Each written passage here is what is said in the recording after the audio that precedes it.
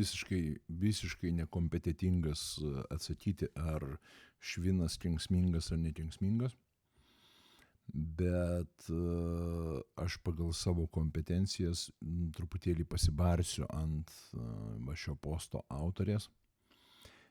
Jinai ieško nuraminimo, ne? Kad ne man vienai kaip vaiko mamai baisu viskas. Esu jauna mama, turiu mažą vaiką ir dėl to vaiko dabar viskas baisu. Žiūrėkit, jo, iš tikrųjų šita baimė, nelabai suprantu iš kur jinai pas jūs, bet vėlgi čia gal kokių straipsnių užmatėt, kažkur kažką tai išgirdot, rilsą praskrolinot gal kokį. Bet aš matau tokį dalyką.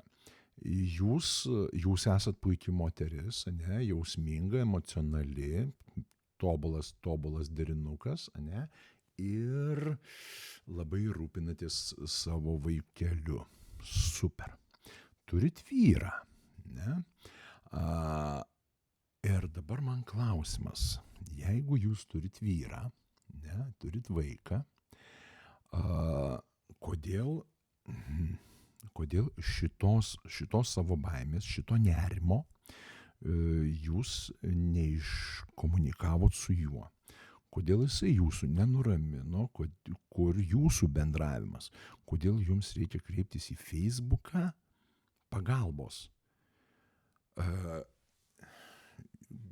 Veikiausiai dėl to, kad truputėlį santykiai pas jūs šlubuoja, taip išeina. Nes, na, vėlgi, vyro pareiga yra ne tik pasirūpinti, ten jisai naras, žvejys, ne, nu tai ne tik žuvį parnešti namo, ten pasirūpinti maisto, kad būtų namie, bet ir savo moterį gelbėti, taip pat ir vat nuo tokių išmąstymų. Yra geras posakis, jeigu vyras neišklauso savo žmonos, tai jos išklausys vienas iš dviejų, arba psichiatras, arba meilužis. Tai, na, kaip nors perneškit šitą informaciją savo vyrui, kad, na, jis turi išklausyti, jis turi padėti jums išgyventi vat, tuos jausminius procesus ir tegul jisai atlieka vyro pareigą, tegul jisai išvaduoja jūs nuo šitų baimių, dvejonių, nuo šitos, nu jo, čia baimė, taip pat nuo šitos švino baimės. Tai vat ir viskas, mieloji.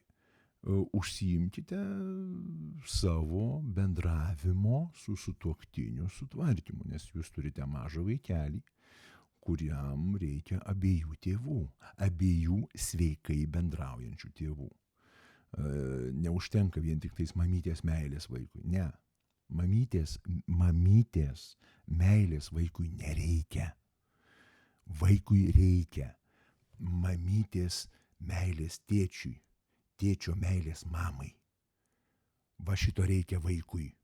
Vaikui nieko daugiau nereikia.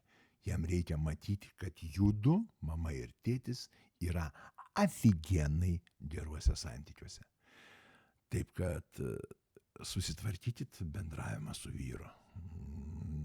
Nes, nu, kažkas čia, ne, taip negerai, negerai.